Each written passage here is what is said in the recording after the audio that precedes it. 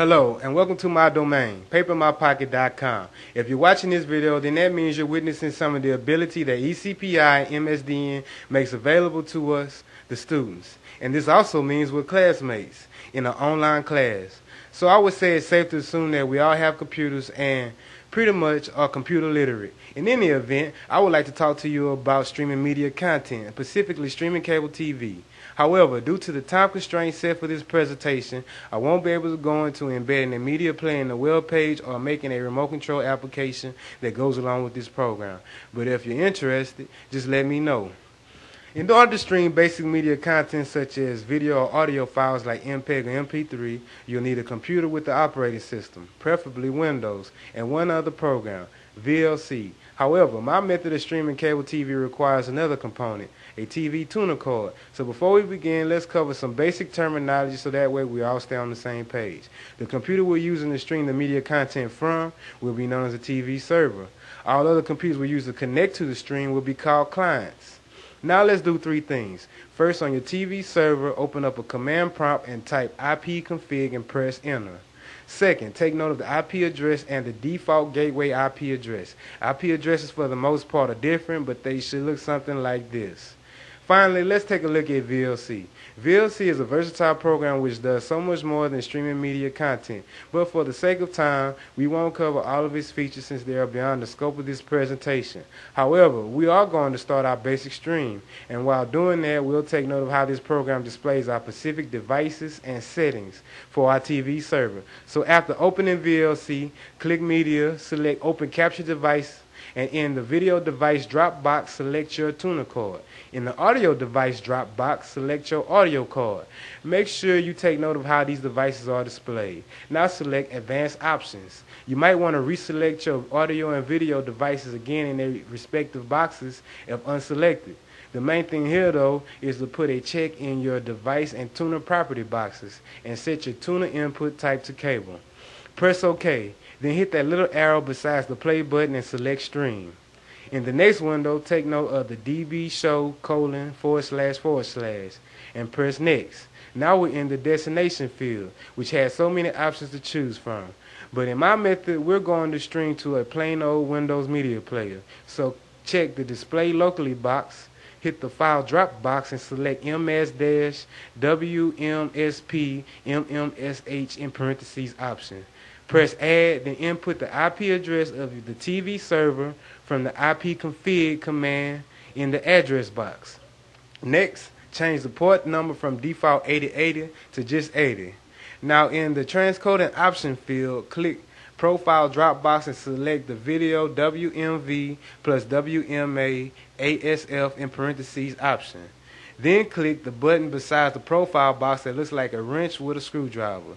In this window, you can alter the stream to conserve your network's bandwidth if necessary. Since this is our first video, we're just going to check that the important settings are set while leaving everything else set to default. So in the form window, make sure the ASF/WMV radio button is selected. Click the video codec tab. Make sure the codec is set to WMV2. Now click the audio codec tab and check that the codec is set to WMA2. As I said earlier, leave all other options set to default. Now click save, press stream. This is when your TV tuner and property boxes if checked in the advanced option like we did earlier should show. Everybody's property boxes will be different, but they all should be similar in some shape or form. The first screen should be something to the effect of video color properties. You can set the bitrate limits and tweak the color and brightness from here. Since this is our first stream, we're going to leave it set to default, so press OK. Next is the stream size and frame rate property box. Just press OK. Next is the channel property box. You can set it to stream any channel you want. Since I like cartoons, I'm going to set mine to 44 and press enter button on the screen. By the way, channel 44 is the Cartoon Network in my neck of the woods. After setting your respective channels, take note of the number in the country code box. Click apply to make sure your channel remains set. Then click OK. Next is the audio property box. This is where you make sure that the input, mine is on the right, is enabled and set to the input of your TV tuner card. Mine is stereo mix. If it's not set correctly, then correct it and click OK. Finally, we're at the input and output pin property box. All you want to do here is take note of the numbers. Well, pin numbers in front of the video and audio input and output. Mine is video in 1, video out 0, audio in 7, and audio out 1. Click OK. And there you have it. You should see whatever you set your channel to playing on the screen, and at the bottom you should see the word streaming and the timer ticking away the seconds. Now to connect to the stream, go to the client computer. Open Windows Media Player and right-click in the empty space at the top just under the blue title bar that has the name Windows Media Player. After you right-click in the correct area, or if you have an older version of Windows Media Player, click File, select Open URL, and type MMS:// put the TV server IP address, port 80. Well, just 80, don't type port.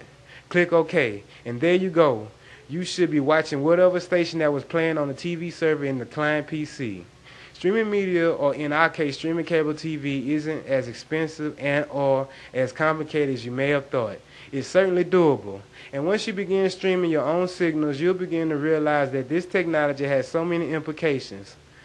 By any means, don't take my word as the last word on this subject. I realize there may be better methods and techniques for doing this, but the way I showed you is the method I found through trial and error. So for those of you who may have come up with a better, smarter, or faster method for streaming media, please let me know. You can contact me at school or email me at mactime100880 yahoo.com. Also, if you're interested in creating your own website and or embedding a media player in a web page, just drop me a line. I'll be glad to help. Oh yeah, before you leave, check out Pimp TV.